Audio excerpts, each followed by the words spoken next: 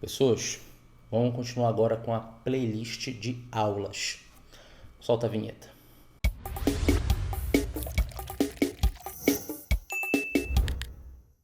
Olá pessoas, eu sou Bruno Scalise, esse aqui é o Sociologia no Tucupi e hoje uma aula sobre determinismo geográfico. A gente está discutindo agora, basicamente, origem da cultura. Para isso, você precisa ter de maneira muito consciente e consistente o conceito de cultura.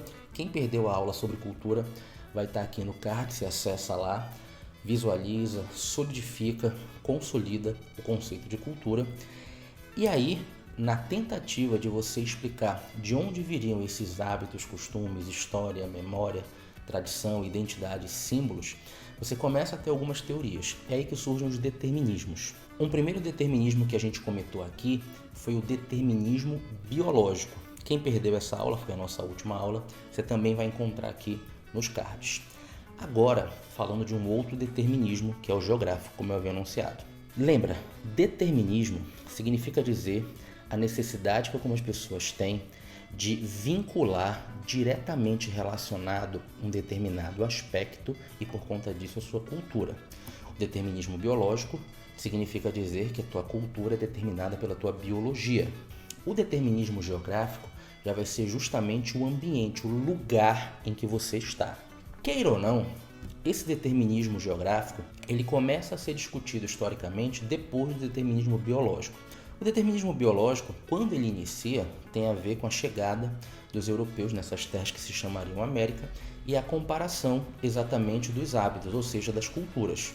Embora tenha sobrevivido e gerado situações basicamente catastróficas, o determinismo biológico tem essa linha, mas o determinismo geográfico, quando ele começa a ser discutido, ele vem logo depois também, ainda relacionado às grandes navegações.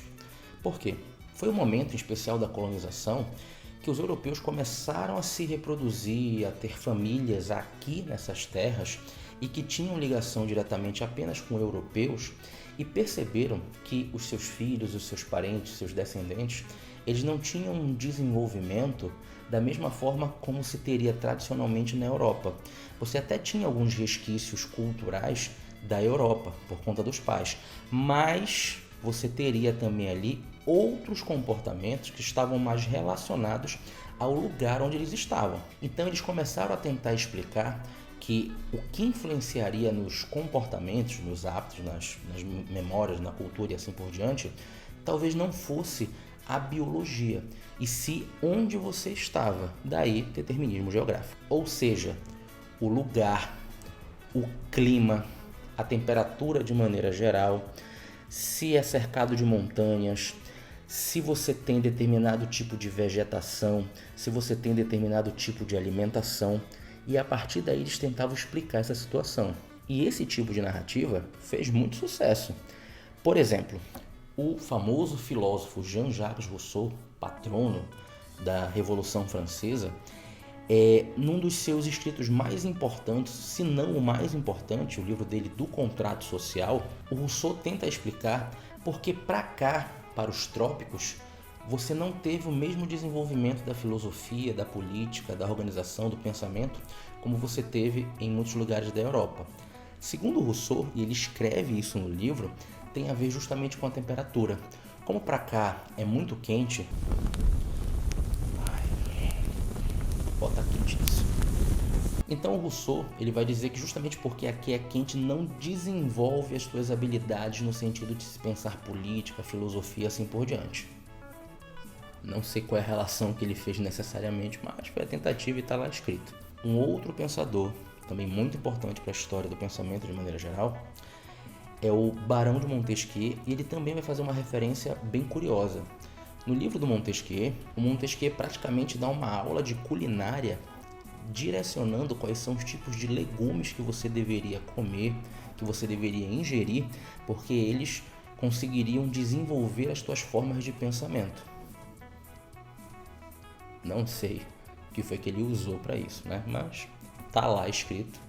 E a gente podia chegar à conclusão que em determinados lugares da política faltaria, né, mais ar-condicionado e legumes, né? Mas enfim. Agora, trazendo um pouquinho mais para cá, pra gente, pro Brasil, olha só. Este senhor aqui, nesta obra sensacional, Casa Grande Senzala, o Gilberto Freire, que foi aluno do Franz Boas, né, o antropólogo que começa a questionar efetivamente o grande problema do determinismo biológico, do próprio racismo e assim por diante. O Gilberto Freire, embora abandone essa ideia de desvantagem que você tem, como Oliveira Viana vai falar do Brasil, a desvantagem que a gente teve por conta da miscigenação, ele vai defender isso daí. Em algum momento a gente vai se ater mais a isso. O Gilberto Freire ainda vai falar que um dos grandes desafios que você teve no desenvolvimento do Brasil foi que as populações que aqui estavam não tinham a alimentação adequada e isso acabou não sendo uma vantagem para você desenvolver como você deveria desenvolver. Portanto, pessoas, o determinismo geográfico é uma outra tentativa que você tem de explicar basicamente o desenvolvimento, de onde vem a cultura.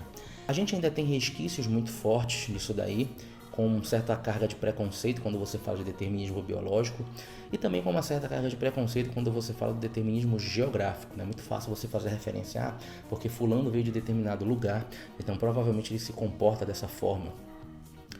Puro preconceito. E isso se torna muito mais evidente o conflito que você tem por conta de um outro determinismo que seria, digamos assim, um certo determinismo social, que aí a sociologia, a antropologia vão estar enfatizando aí com certeza.